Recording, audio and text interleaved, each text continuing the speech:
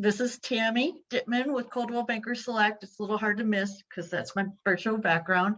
And I'd like to introduce Jason Nicholl. My name is Jason Nicholl. I'm the fire chief here for North Lyon Fire. Originally from good old Salt Lake City, Utah, and I'm a Fernley transplant as of about 2 years ago. How did you get into the business? Yeah, I really didn't have much choice about being a firefighter. I'm a 9th generation firefighter. My dad was a firefighter. Uncle, great uncles, great grandfathers. I go back 9 generations in firefighting, and so my lot was cast when I was born. And what brought me to Fernley is that after I retired from a full career in the Salt Lake Valley, I was looking for an adventure and a challenge, and I found it here in Fernley with North Lyon Fire. From what I've seen, you've done a pretty good job, I have really good people, people that for a long time were looking for permission to be excellent. And I really encourage that. I give people the opportunity to exceed expectations, and they do that. So, obviously you guys, the fire department offers firefighting capabilities. We see the paramedics go out all the time. You have a program that people can take? Yeah, we do. We have it's called an ambulance saver subscription. And what that is for a small annual fee, I believe it's $80 for an individual and $120 for a family. What happens is you enter into a program where if you have health insurance and have like a copay, sometimes those copays can be anywhere from $50 to $1,000 for ambulance transportation. We waive that copay for ambulance transportation. If you don't have insurance and you sign up for the ambulance subscription program, what we will be moving towards is doing cost recovery at the Medicaid rates, which are extremely low rates. So your typical ambulance bill, let's say just in a ballpark, would be say $2,500. Paramedics come to your house, they give you medications, they take you to the hospital, and the majority of that is all vehicle costs because we have to drive back and forth from Reno. But Medicaid would pay about $200 in total. And so for your $80 subscription fee, instead of getting a $2,500 or a $2,600 ambulance bill, what you would get what the equitable Medicaid bill would be. So it's a discount program. Right. It really helps for people on limited incomes, especially people that carry Medicare or any of the riders or even health insurance. If you have a deductible that's more than $80, it's a bargain. What else do you guys offer? I mean, it sounds funny. Well, what else do you offer? Yeah, well, no, that's good because just simply responding on calls, when someone picks up the phone and dials 911, that's just not everything that we do. We also coordinate and issue burn permits. Here, living in more of a rural area, we have people who need to burn in order to take care of the vegetation on their property. So we issue burn permits to make sure that they're done in accordance with fire code and they're done safely for the community. So that's one other thing that we do. We have programs. Our volunteer program is a pretty strong volunteer. We have several volunteers that spend hours here with the fire district doing volunteer work, whether it's responding on calls or helping to coordinate community events. But one of the things that I'm most happy about, one of the programs that we offer, is we offer a cadet program, which is for kids that are 15 years old to 18 years old, and that are still in high school. And what this does is they go through an application and an interview process. And then once they're brought in as a cadet, we issue them a uniform. So they wear a uniform, they have regular weekly meetings where we try and teach them a lot about being a firefighter, but not just being a firefighter. We're trying to help prepare these high school kids for life. We teach them interview skills. We teach them how to go about getting letters of recommend. We help them with their homework. You know, if a kid wants to be a welder, we can introduce them to welding here. If they want to do construction, we can show them. We have a lot of that experience here. So it's not just about firefighting. Obviously, we want the firefighters, but we just try to be good, positive role models in the community for these kids. And that does help. And, you know, kids want to do stuff if they're given the opportunity. Right, they do. Think about it like Girl Scouts and Boy Scouts, but it's more fire department scouts. Right. Sort of like Explorer Scouts. What's a typical day for you or your guys? I guess it's not a day. What's a typical 24-hour? Well, for the guys, we'll talk about it in 48-hour chunks, because the crews, the operations crews, they work a 48-hour shift. Okay. So, for instance, the crew this morning showed up this morning at 8 a.m. and they will be here for 48 hours. And the crew that they relieved was here for 48 hours. So starting at 8 o'clock in the morning, first thing they do is they go through it's called roll call, where, you know, the supervisor makes sure that everyone's there, everyone's okay, you know, we're ready to work, and they kind of line out their day as far as any special projects that have to be done, whether it be a special cleaning project, or if there's a community event that they need to go to. All of those sorts of things get laid out of them. And then the crews, they disperse from there. They go and they start doing apparatus checks. And that every 48 hours, every vehicle that we own in the district is gone through with a fine-tooth comb. So we're doing supplies, fuels, oil, making sure there's no new dents, no new scratches, that everything works properly. Every 48 hours that happens. And then the field crews usually go on to some sort of a training. We try and dedicate a couple hours every day to where they can either do medical training or fire training or hazmat training, community fire prevention training, that sort of thing.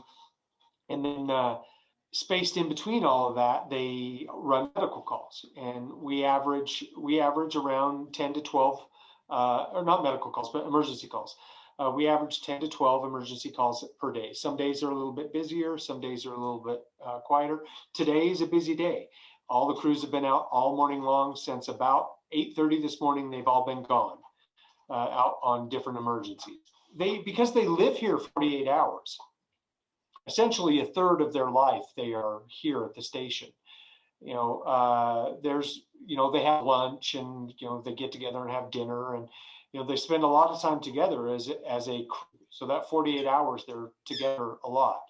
Most of the time after about 9 o'clock is usually when things start to quiet down. People retreat to their dorm rooms, and then, you know, go to bed. The tones go off at 2 o'clock in the morning. Everyone gets up and goes out to the engine or the ambulance and goes on the call. So, and then the next day, when they get up and they start their second 24-hour day, it's essentially the same thing, but not so much the checkoffs in the morning, because they've been responsible for those vehicles. But then additional training and anything that needs to be done, any other community events, business inspections, hydrant inspections, that sort of thing. So that's your typical 48-hour shift for the firefighters. You know, I work basically some days from 6 o'clock in the morning until 7 o'clock at night. And then some mornings, 10 o'clock in the morning until 4 o'clock in the afternoon. It just depends on what my workload is. And then I also have a set of calls that I have to respond on a regular basis. More of those we call them higher acuity calls, fire calls, big car accidents, big injury type of events. I respond on those, and then I'm on call 24/7. So you're the incident commander on the big ones or whatever. Correct. Yeah. Hold on just a second. One of the joys of being the boss is I bring my dog to work, and yeah, well, and tradition tells you that a firehouse needs a house dog, and luckily we have 2 of them here. No one complained yet. How far do you go for jobs? I know in the past I'd see other districts hanging out at Damon's Curve when you guys were busy, but Uh-huh. reciprocally, how does that work? Well, our primary response area is 174 square miles. And so if you're on I-80, we go from mile marker 45, which is the river basically, all the way out to mile marker 61. And then on 50, we go out to the Churchill County line. And then north and south, we go up to on the north side, we go all the way up to the Washoe County line, which is just north of the swells in Sarasota Flats. And then on the south side, we go down to Damon's Curve. So when we have responses that we have to handle, yeah, there's a response right there. Yeah, I'll let you look. Okay, we're okay on that one. Okay. So we handle the 99% of all the calls here in our area, but sometimes those calls stack up and we get additional help that comes in from Central Lyon, either in the Silver Springs area. More often than not, we get it from Pyramid Lake Paiute tribe, and they respond down from Nixon. We occasionally get some Fallon that comes in, and then we also get Story County and Washoe and Reno Sparks. They'll all come in to help from time to time, and then we reciprocate that when they get busy, because it's fickle as to whether or not we're busy and they're not.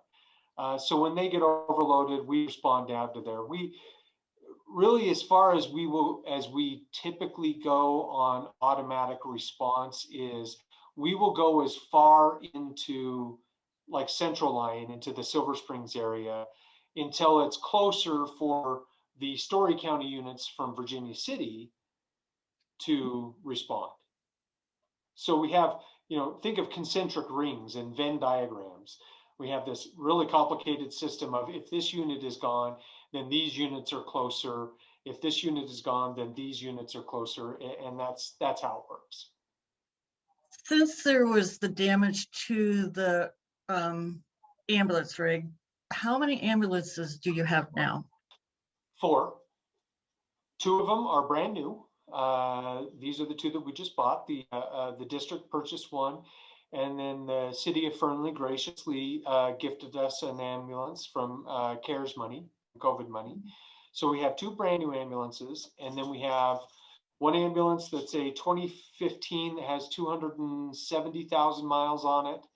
And we have another ambulance that is a 2013 that has 210,000 miles on it. And those are the next 2 that we will end up replacing over the course of the next couple of years. In reality, we can only really get 4 or 5 years out of usable life out of a chassis, or out of the truck part of an ambulance, before it just becomes too expensive to continue to operate. So you've got the wildland people going to California. That's the wildland coordinator, who is also our FMO, which is our fuels management officer, is a captain here in the department, and he works a day shift like me. Kind of functions as my second in command, and he's responsible for coordinating and organizing and keeping the wildland component of the fire district running smoothly. So we go to California or Idaho or Colorado or Oregon during the summer fire season. He's the one who orchestrates that and makes sure that we have adequate resources to be able to go out, that the training is done out there. And then that in turn, we respond to California, and well, to make a long story short, we respond and California pays us to come in and help them fight their fires. It's a very valuable resource for us. The tax dollars that we pay here only fund the department about 50%. So the taxes that we collect doesn't cover the services that we provide. And so we have to make up that budget shortfall somewhere else. And one of those ways is that we go out and do contract work for firefighting, which doesn't decrease our service levels here. We still have the same number of people here responding every day. It just makes it so they work more. There's more overtime when we send a crew to California. Are they actually in the rotation, the 48-hour rotation, if they're not on wildland fires? Yes. Okay, so when you send these people to California, you now have those 48-hour other crews now having to cover for that 48 hours, and so they're getting Correct. overtime. So Right. does the money from California really benefit that much that it covers their overtime and it covers the wildland crews pay? That's a great question, and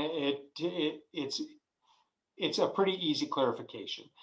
In 1954, there was a federal legislation called the Fire Reciprocal Act, which gave fire departments the ability to go and help other fire departments, and for emergency management divisions in states and other governments to be able to pay for that help. And part of paying for that help is not only do they pay for, say I send 4 firefighters to California, they will pay a hourly rate for the 4 firefighters and for the fire engine that goes. They also pay a certain amount for what's called backfill. Okay.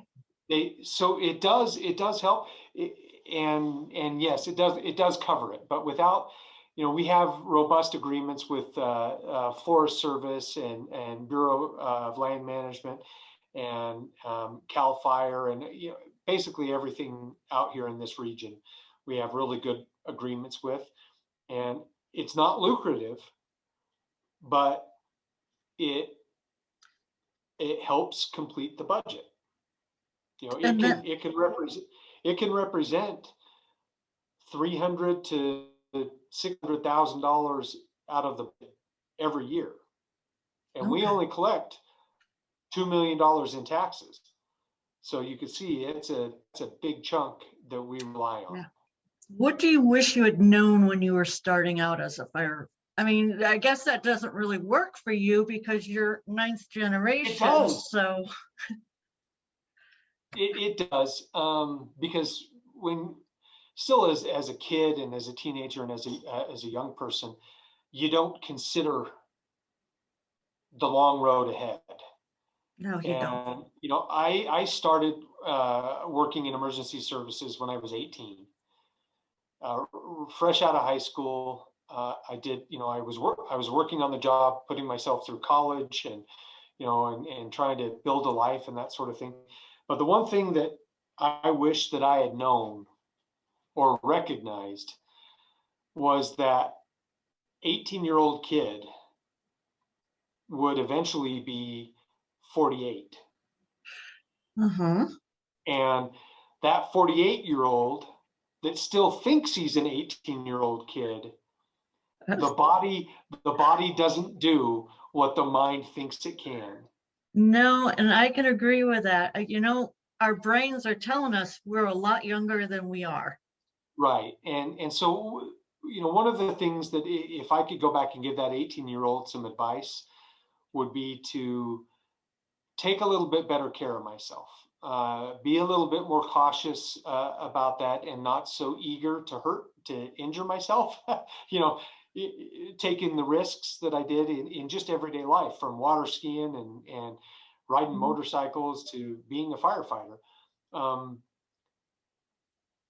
I would tell myself to take it a little bit easier because I pay for it. The 48-year-old me pays for it. Wait till you get older.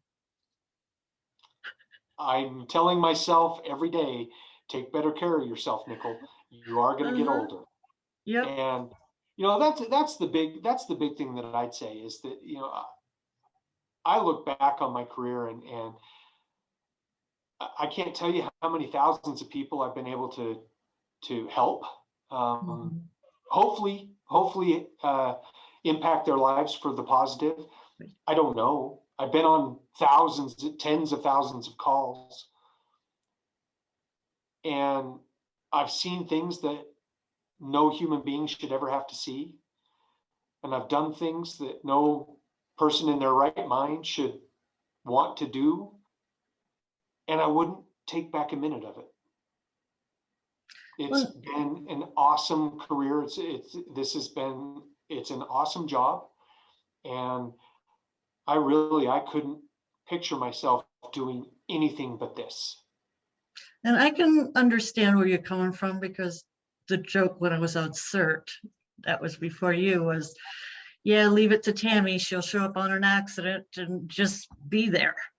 Sometimes just being there is what needs to happen. Well, and that brings up something that's bothered me is, so everybody has help for those victims. But I came upon one, it was a few years back, where it was a really bad accident, and the bystanders, they're the ones that also need help. I was talking to someone that was in shock, and it came to mind that there needs to be a system for them too, because they're really overlooked. They are, and it, you bring up a very good point. I just last summer we had an incident here where there was a horrific crash, and there were some bystanders there that were first, and they were there for 20 minutes before anyone was able to get to where this accident occurred out in the wilderness. And that's pretty jarring. And you're right, there isn't a mechanism for that. And most of the time people they look at accidents and they drive away, or they walk away, or these events, they're just on the periphery. And although there may not be a formal system or a program for anything like that, deep down inside, and I'm altruistic at heart, that's what being part of a community is about, is people that care about other people no matter what. And someone who is on the periphery of a tragic event that happens, to have support in a community, whether it be through their family or through their neighbors or through their friends, of people who are empathetic and understanding and truly emotionally invested in their fellow human being. That's the mechanism I see. That's what I see. We should talk to people and be nice, because you never know what struggles. You don't know what demons are going on behind someone's, in someone's life. And we all have them. There's days. Yeah. Yes, you do. No, you don't. Yes, yeah, right. That's why I love being around you. One of the things is I've never been staunch and prickly. If you can't have fun while you're doing it, then have fun. Then you're not doing it right. No, like my husband said recently, because now I'm working at home, and he goes, I have never seen somebody actually love their job until I listened to you on the phone, and you really love your job. And that's what we all have to do. If we're not happy, find something that is. Well, as a real estate agent, you're helping people to fulfill the biggest part of the American dream. You're walking people through the single largest purchase that they'll ever make in their life. Yep. And it's a stressful time, and you get to be there. I mean, it's like the birth of a child and buying a house. Yes. Those are big deals. Yeah. Those are big deals. Buying a house is in with divorce and weddings.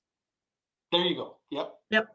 So is there anything else you would like our viewers to know? I guess I'd start out by saying that we will always be there. We do our absolute best to provide the best services that we can with the resources that we're given. We value every dollar that is given to the district, and we try and not waste at all. The firefighters and the paramedics and the EMTs that you have that protect this community, they're some of the finest people I've ever met in my life. And just just keep us in your thoughts. We need your support. And, you know, when you're having a bad day, you call 911. Right. When you're having the worst day of your life, you call 911. And we come and go through that worst day of your life with you, but we do it 10, 12, 16 times a day. It can wear on you. So keep us in your thoughts, and know that we are trying to do the very best that we can with the resources that we have.